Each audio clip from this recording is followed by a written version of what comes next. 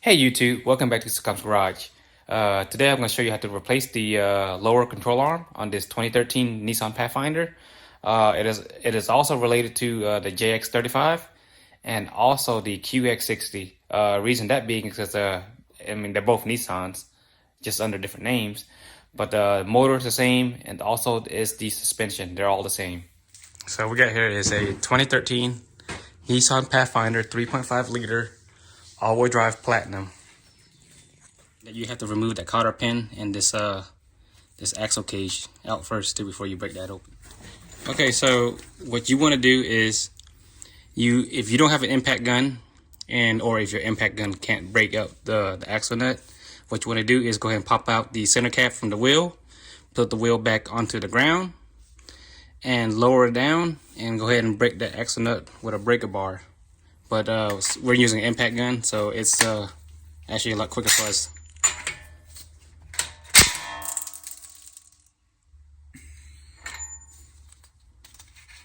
Just like that. So our second thing we need to do is go ahead and remove our caliper bracket, the whole thing. They call it the torque member. I don't know why. But back here is a 22, I believe. I believe it's a 22. It's a 22. And this one right down here too.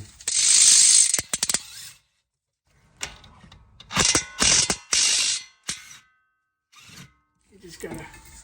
All right, caliper's out. So what you want to do is go ahead and hang it on top of your strut up here, using maybe clothes hanger hooks or tie wrap if you have any.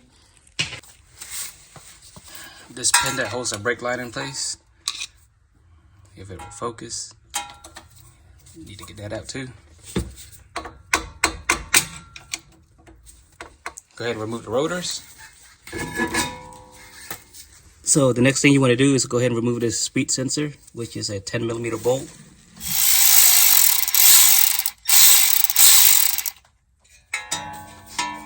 Just go ahead and pull that out and put it safely aside, or right over your caliper bracket will be fine too.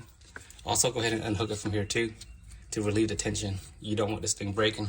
So the next thing we got to do is take out this connecting rod or this end linkage piece that connects to the sway bar. Now the nut itself is 18mm, but there's another part of the nut back here where you have to use a open wrench of some sort to hold it. It is a 19 in the back, and you'll have to take both of these out, top and bottom. So for this bottom piece, you have to use a ratchet and break it, because the impact won't fit in the corner. So what I like to do is go ahead and mark this location of top and bottom. It really doesn't matter, but you know, on the safe side, I'm just gonna mark it as top. Okay, now we remove the outer tie rod. Get that out the way. Now before you move this outer tie rod, this nut has to be loosened. That is a 22mm. And you turn down to loosen and up to tighten. Kind of the opposite of righty tighten and lefty loosey. So right is loosen, left is tightening.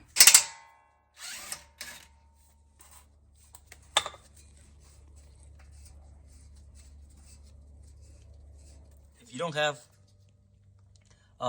some kind of ball joint separator, you can put the nut back on and just hit it back up.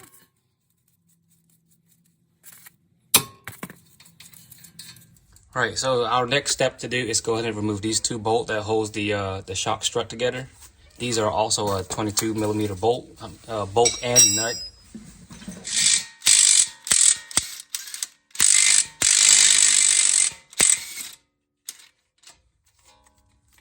So now moving down to the ball joint. This pinch bolt right here is a 18mm, I believe.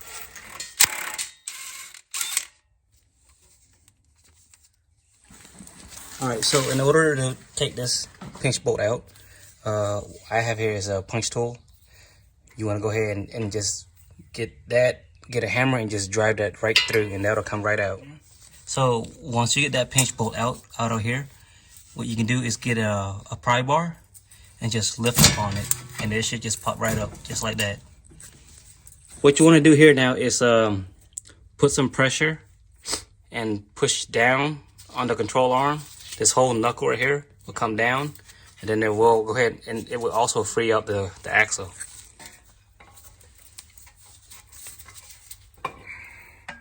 Do we need to hang it? And now what we're going to do here is we're going to hang this axle up here on top of the shock strut itself also, to prevent tension on it. We don't want it to break or the boot coming out. So now go ahead and remove the spindle.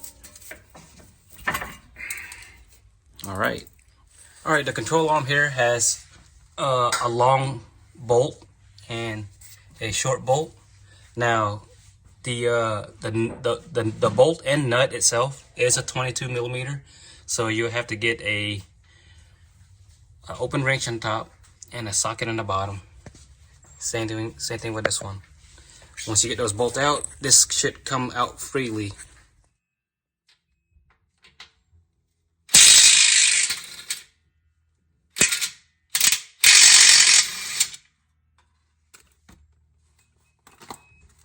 That bolt went flying.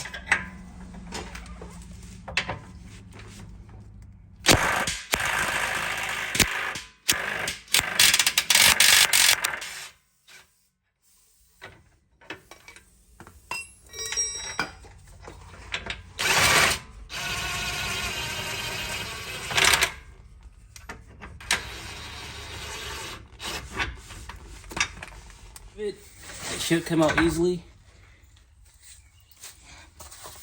Now let's go ahead and install our new one.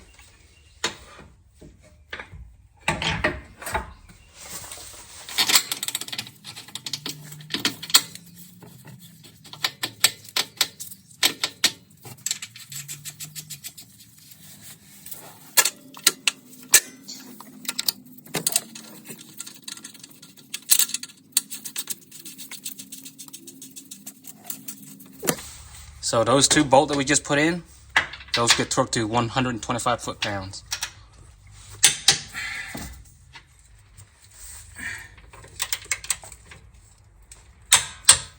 Just go ahead and put our spindle knuckle back on.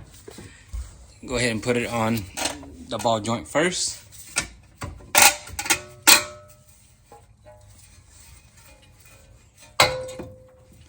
And then we'll go ahead and put our axle in right after.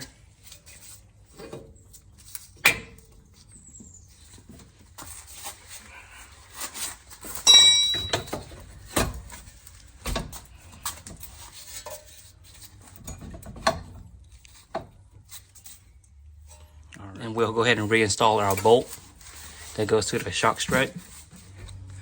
Alright, so torque these bolts down to 122 foot-pounds.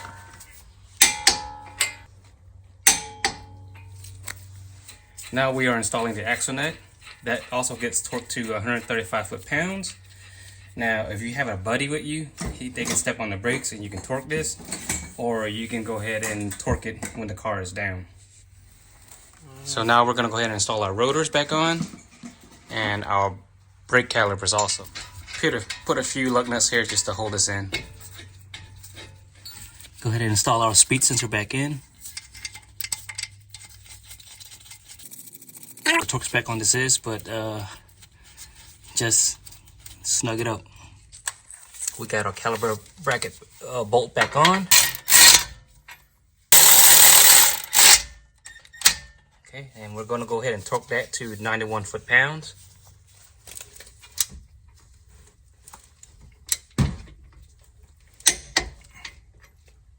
I don't see the other one.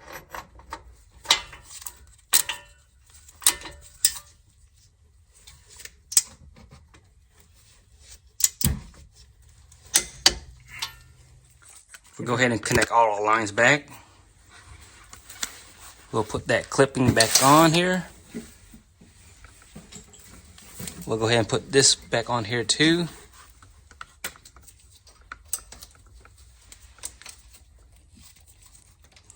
And once we put the clipping back on, we'll go ahead and put our sway bar end link back on here, and those will be this will get torqued to 62 foot-pounds. Okay, so we're gonna go ahead and so what we did is go ahead and put that pinch bolt back in on the ball joint and go ahead and tighten it.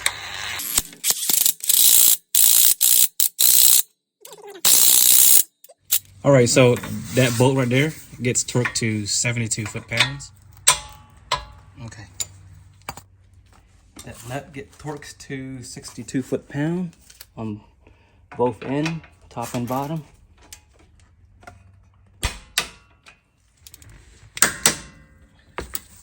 And the last thing we're doing is go ahead and installing that outer tie rod back in.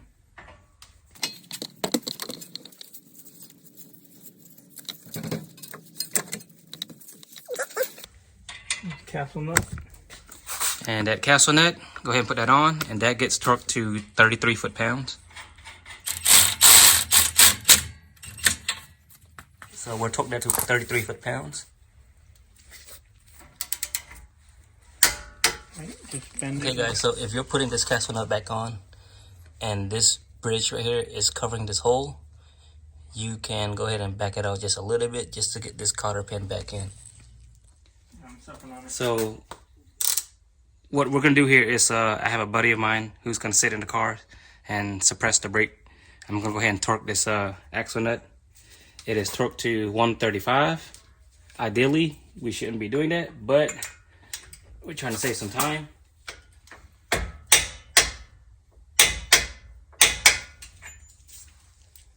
At this point, we are installing our cotter pin. It's best to use a brand new cotter pin. Never try to reuse the old one.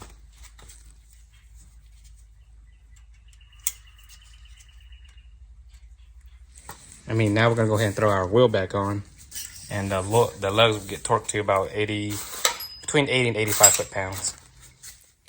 Hey guys, so I want to make a correction on the outer tie rod. So you saw in the video where I was saying go ahead and loosen that 22 millimeter bolt.